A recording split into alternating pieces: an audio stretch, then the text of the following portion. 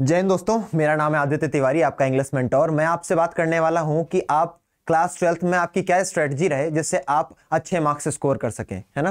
तो class 12th board exam of 2023-24 में आप इंग्लिश में ऐसा क्या करें कि आपके 80 आउट ऑफ 80 आ सकें, है ना। हम सभी चाहते हैं कि हमारे अच्छे मार्क्स आए, है ना, क्योंकि अच्छे मार्क्स का अपने आप में एक ये होता है ना कि मेहनत की होगी। तो दैट्स वाई 80/80 क्यों आए, कैसे आएंगे, आप जानना चाहते हैं तो जुड़े रहें इस वीडियो में बच्चे। लास्ट तक आपको अलग मिलेगा, वो चीजें मिलेंगी जो वाकई में आपके लिए मैटर करती हैं। कोई इधर उधर का चीखा चीखी नहीं है, बहुत ही सॉलिड कंटेंट की बात की जाएगी, ठीक है ना। चलो बात करते हैं बच्चे। पहले तो जान लो इंग्लिश के बारे में थोड़ा सा कि इंग्लिश में कौन कौन से सेक्शंस हैं, किस सेक्शन से कितने मार्क्स आते हैं, क्योंकि जब तक ये नहीं पता होगा ना तब तक स्ट्रेटजी समझ में नहीं आएगी। क्योंकि बच्चे आपने फर्स्ट ईयर में देख लिया, आपने कोशिश की, आप कितना मार्क्स गेन कर पाए, आपको आपकी सच्चाई पता है ना। मैं यहां से बोलूं जरूरी नहीं है, है ना। हम सभी जानते हैं कितने सारे बच्चों में भी सिर्फ 2% बच्चे होते हैं जो अच्छे मार्क्स लाते हैं। क्यों, क्या कठिन है इंग्लिश? नहीं बेटा, इंग्लिश बिल्कुल भी कठिन नहीं है। और वो भी सीबीएसई बोर्ड का बच्चा अगर इंग्लिश में अच्छे मार्क्स नहीं ला रहा है तो कुछ गड़बड़ है मामला। तो अगर अच्छे मार्क्स लाने हैं बच्चे तो इस स्ट्रेटजी को फॉलो करो और साथ ही साथ इस चैनल पर जुड़े रहो मेरे साथ, है ना।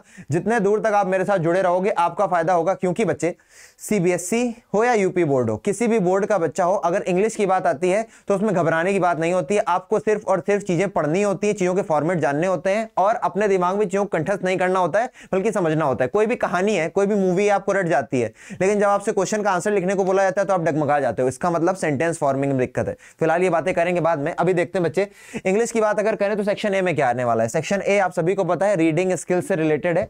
18 मार्क्स, सॉरी 22 मार्क्स इसमें आते हैं आपके। 22 मार्क्स से क्वेश्चन पूछे जाते हैं। अभी बताएंगे, एक एक चीजों को हम लोग एलैबोरेट करेंगे। दूसरी चीज क्या बच्चे, क्रिएटिव राइटिंग स्किल्स इसमें आता है सेक्शन बी के अंतर्गत। और सेक्शन सी में क्या आता है बच्चे, सेक्शन सी में आपका लिटरेचर, जो सबसे ज्यादा मार्क्स गेन करता है। 80 में 40 मार्क्स इसी के होते हैं ना। 40 मार्क्स यानी कि 50% यहीं से, बाकी के 20 मार्क्स आपके इंटरनल होते हैं, आपको पता है। तो कैसे हम 40 + 40 यहां से आपके हो जाएंगे 22, यहां से 18 और यहां से 40, कुल मिलाकर के 80 मार्क्स बन गए। अब कैसे हम टैकल करेंगे ये देखते हैं। अब एक एक के देखते हैं भैया किसमें कितने मार्क्स होते हैं। 22 मार्क्स किसके आते हैं भैया, 22 मार्क्स रिलेटेड होते हैं अनसीन पैसेज के। हम सभी को पता है बच्चे कि अब जो अनसीन पैसेज का लेवल है वो अच्छा होता चला जा रहा है, क्योंकि पहले जो सीबीएसई थी, पहले जो एनसीईआरटी बेस था वो ये था कि बच्चे को रटाओ। लेकिन अब एनसीईआरटी हो चाहे सीबीएसई हो चाहे कोई भी बोर्ड हो, जब से ये नई शिक्षा नीति आई है और एजुकेशन की तरफ सही दृष्टिकोण हम लोगों का आया है, तब से हम लोग अब रटने की जगह फैक्चुअल चीजों पर जा रहे हैं, थोड़ा सा एनालिटिकल स्किल्स पर काम कर रहे हैं ना, ताकि हम एनालिसिस कर सकें, है ना। Sorry for my fumbling. हम लोग एनालिसिस कर सकें, क्या कर सके, एनालिसिस, कि भैया इससे क्या निकल सकता है, आउटकम क्या होगा। क्योंकि बच्चा रट के आप अपनी जीवन के किसी भी डोमेन में क्या करेंगे, रटना तो किसी भी चीज का उद्देश्य नहीं है ना। हमको समझ में कितना आता है। अच्छा देखो, अगर हमें यह पता है कि यहां से सूरज की दूरी कितनी है, ये तो किसी तोते को भी रटवा देंगे, वो भी बोल लेगा। फिर इंसान में और तोते में अंतर क्या हुआ, हमें यह पता होना चाहिए इतनी दूरी है तो वहां तक पहुंचेंगे कैसे, है ना। वो तरीके पता हूं, है थोड़ा सा आपको मैं फीडिंग दे रहा हूं कि अब वो तरीके से पढ़ाई नहीं होगी जो अभी तक आप करते आए हो कि रट लिया हो गया, रटना नहीं पड़ेगा बच्चे, ठीक है ना। आपको अनसीन पैसेज से 22 मार्क्स देखने को मिलेंगे। एक बार देख लेते हैं भैया पेपर पैटर्न क्या है ना। पेपर पैटर्न जाना बहुत ही जरूरी होता है। जब तक आप पेपर पैटर्न नहीं समझोगे तब तक आप उसके लिए सही तरीके से आगे नहीं बढ़ पाओगे ना। जब तक मंजिल नहीं पता होगी ना तब आपको रास्ता कैसे पता होगा। तो पहले आपको मंजिल बता रहे हैं, फिर आपको रास्ता भी बताएंगे। आप हमसे ही रास्ता क्यों सुनो, क्योंकि मेरे पास वो रास्ता है बच्चे, है ना, जो आपको सबसे जल्दी पहुंचाएगा। शॉर्टकट नहीं है, लेकिन रास्ता वो है जो एकदम साफ सुथरा है भैया, ज्यादा भीड़ भाड़ नहीं है, आराम से पहुंचोगे। क्योंकि लोग जब रट रहे होंगे आप समझ करके अच्छा खासा आंसर लिख रहे होंगे, ठीक है ना। चलो आप इतना पढ़ लोगे कि आप खुद पढ़ा पाओगे अपने छोटे भाई बहन को, अगर वो होगा फर्स्ट ईयर या इंटर में, ठीक है ना। चलो 4 मार्क्स की आपकी नोटिस राइटिंग आएगी, 4 मार्क्स का इनविटेशन राइटिंग। आप सभी को पता है फॉर्मल एंड फॉर्मल दोनों होते हैं, इन सब में फॉर्मेट इंपॉर्टेंट होता है, अभी बात करेंगे। 5 मार्क्स का बेटा लेटर राइटिंग आएगी, ठीक है ना। कौन से होंगे, रेज्यूमे होंगे, एप्लीकेशन लिखना होगा आपको, है ना। किसी एडिटर को होगा, आपको अपना जॉब लेनी है कहीं पर, आप उसमें रेज्यूमे भी ऐड करेंगे, वो सभी चीजें इसमें होंगी। और बात करते हैं इसके बाद पेपर पैटर्न में। अभी भी 5 मार्क्स फिर किसके हैं बच्चा, रिपोर्ट राइटिंग और आर्टिकल राइटिंग है। इसके बाद 5 मार्क्स किससे मिलेंगे बेटा, लॉन्ग क्वेश्चन के। लॉन्ग क्वेश्चन के 5 मार्क्स किसमें बेटा, फ्लेमिंगो। ये एफ का मतलब क्या बच्चे, फ्लेमिंगो बुक। दो आपकी बुक्स है ना बेटा लिटरेचर में, एक फ्लेमिंगो है और एक विस्टाज है। फ्लेमिंगो में प्रोज और पोएट्री दोनों है, विस्टाज में केवल और केवल क्या है बच्चे, प्रोज है, पोएट्री नहीं है। 5 मार्क्स का एक और लॉन्ग आएगा, वो विस्टाज से होगा, वी बोले तो विस्टाज, ठीक है ना। 10 मार्क्स के आपके क्या आएंगे, शॉर्ट आएंगे। कितने क्वेश्चन होंगे, 5 क्वेश्चन होंगे, हर एक क्वेश्चन 2-2 मार्क्स का होगा, ठीक है ना। ये किससे आएंगे बच्चे आपके, ये क्वेश्चन आएंगे आपके फ्लेमिंगो से। Very good. नेक्स्ट बात कर लेते हैं, आगे क्या है। 12 मार्क्स का क्या आने वाला है, 12 मार्क्स के आपके एमसीक्यूज आएंगे फ्लेमिंगो से, है ना, एक एक नंबर के क्वेश्चंस होंगे, है ना, छह होंगे क्या बोलते हैं पोएट्री से, 6 होंगे आपके किससे, 6 पोएट्री से होंगे और 6 क्वेश्चंस होंगे आपके प्रोज से, ठीक है। उसके बाद 4 मार्क्स आने वाले हैं आपकी विस्टास से, है ना, 4 क्वेश्चंस होंगे और एक एक मार्क्स के होंगे। उसके बाद 4 मार्क्स का क्या बचे, शॉर्ट, इसमें 2 शॉर्ट क्वेश्चन पूछे जाएंगे विस्टास से, है ना, विस्टास जो आपकी बुक है उससे 2 शॉर्ट क्वेश्चन पूछे जाएंगे और दोनों 2-2 मार्क्स के होंगे, ठीक है। आगे बढ़ जाते हैं। अब देखते हैं बच्चा प्रेफर्ड बुक्स कौन कौन सी हैं, हम सभी को पता है लेकिन तब भी क्या कोई बच्चा ना जानता हो, इसलिए पूरा मैं ओवरव्यू लेकर के चल रहा हूं, है ना, कोई अगर नीचे भी है इस तरह उसका तो भी ऊपर उठ जाए। तो पहली किताब आपकी फ्लेमिंगो और दूसरी किताब है आपकी कौन सी बेटा, विस्टास। आपको दोनों किताबें दिख रही हैं, यही किताबें आप प्रेफर भी करते होगे, ठीक है, लिटरेचर के लिए ये काफी है। आगे बढ़ते हैं बच्चे। अब मिशन 80 आउट ऑफ 80 कैसे होगा ये पूरा, कोई विचार है आप लोगों के? 80 में 80 लाओगे कैसे, है ना, मम्मी पापा पूछते हैं, सोच तो रहो बेटा लाओगे कैसे। जब तुम्हारे पास एक प्लान होगा ना दिमाग में तो तुम बोल पाओगे ऐसे करेंगे तो हो जाएगा। बस एग्जीक्यूट करवाने का काम तुम्हारे भैया का है, रोज क्लास अटेंड करोगे, एग्जीक्यूट अपने आप हो जाएगा, ठीक है ना। चलो मिशन 80/80 की बात करें तो पहले तो सिलेबस पता होना चाहिए, अभी सिलेबस बताएंगे आपको हम।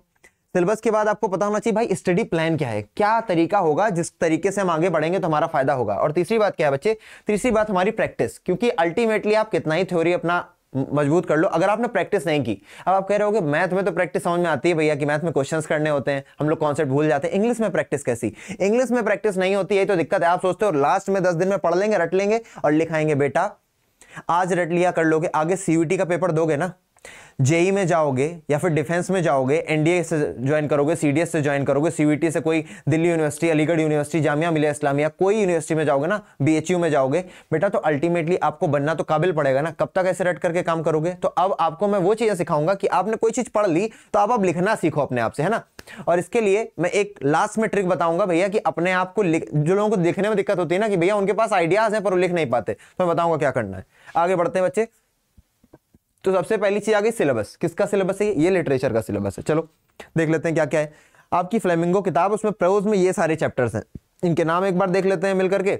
The last lesson, lost spring, deep water, the rattrap, indigo, poets and pancakes, उसके बाद the interview and going places. इन सभी के राइटर भी हैं, वो भी ध्यान में रखोगे तो अच्छी बात है, बाकी ऐसा कोई क्वेश्चन आता नहीं है।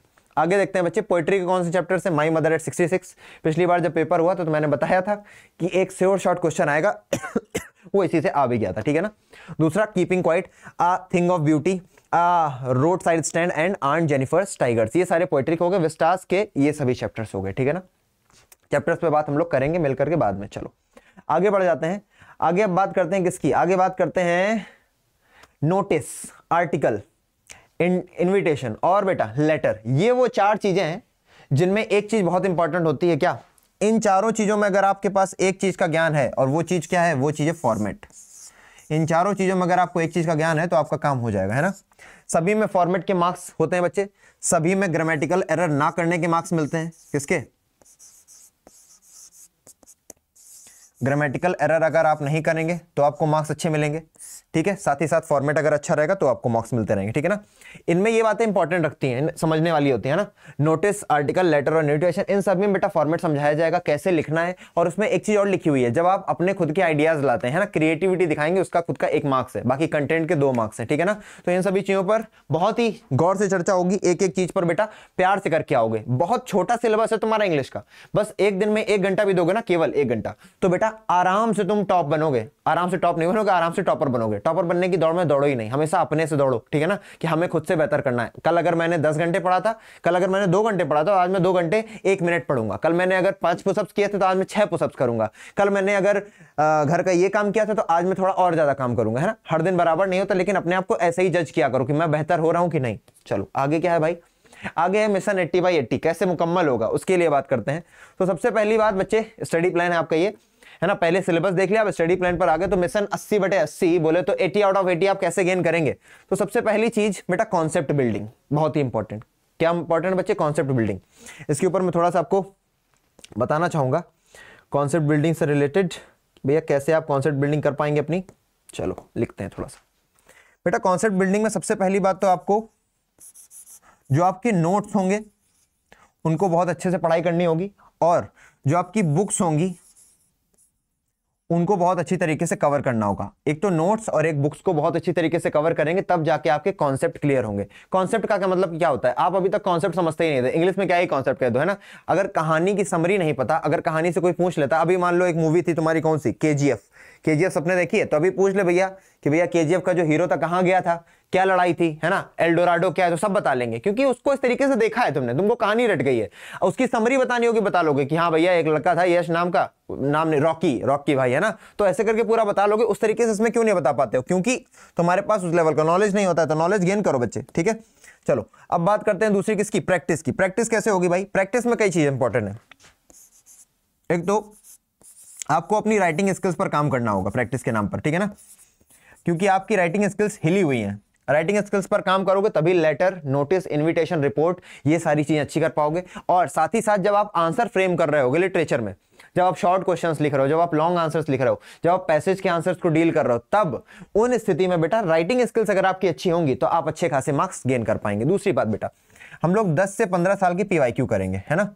पीवाईक्यू बेटा किसी भी एग्जाम में जाओ, अभी तो तुम लोग इंटर कर रहे हो, इंटर के बाद बेटा नौकरी की दौड़ शुरू होगी, है ना, बीटेक करोगे, डीयू में जाओगे, कहीं ना कहीं तो जाओगे ना, कुछ तो करोगे, कोई ना कोई डिग्री तो करोगे। जो डिग्री नहीं करेंगे वो डिफेंस में जाने की तैयारी करेंगे, सीजीएल की तैयारी करेंगे, है ना, क्या पता बैंक की तैयारी करेंगे, कुछ तो करोगे ना बच्चे। तो 10 से 15 साल की पीवाईक्यू, मैंने क्या बताया कि भैया किसी भी एग्जाम को तुम्हें फोड़ना है ना तो पीवाईक्यू लगेंगे। पीवाईक्यू जो नहीं करते हैं बेटा वो रोते हैं हमेशा, तो पीवाईक्यू करेंगे। और साथ ही साथ बेटा हम लोग खुद क्या करेंगे बच्चे, हम लोग खुद सेशन लिया करेंगे ऐसा, जिसमें हम लोग रोज 5 से 10 क्वेश्चन किया करेंगे ऑनलाइन, ठीक है ना, नए क्वेश्चन बना करके। जो क्वेश्चन बन चुके हैं वो तो ठीक है, लेकिन अब आदित्य भैया के साथ चलेंगे, आदित्य भैया के साथ चलने वाले हो तो अब अपने तरीके से चलेंगे, थोड़ा सा और अपर लेवल पे लेकर के चलेंगे मामला, ठीक है ना।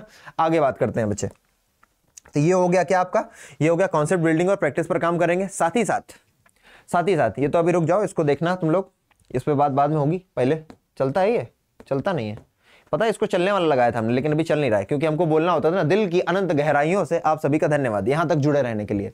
तो बेटा राइटिंग स्किल्स पर काम करना पड़ेगा आपको, तभी आपके इंग्लिश में अच्छे मार्क्स आएंगे। बेटा इंग्लिश जितने भी लिटरेचर के सब्जेक्ट हैं, अगर आपकी राइटिंग स्किल्स अच्छी हैं तो आपके मार्क्स हर हाल में अच्छे आएंगे।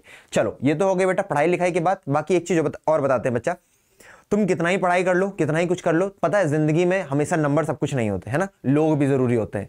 तो अल्टीमेटली सबका एम ये ही है ना कि भैया इंटर कर लें, अच्छा खासा कहीं फिर नौकरी करें, है ना, सम्मान पाएं जीवन में, दूसरों की मदद कर सकें। तो बेटा अपने आप में एक पोलाइटनेस ना हो, जितना भी लोग होते हैं ना कि ईगो में रहते हैं, वो सब अपने अंदर से निकालना शुरू करो, है ना। मम्मी पापा की इज्जत करो, अपने शरीर पर ध्यान दो, ये चीजें बहुत इंपॉर्टेंट बच्चे।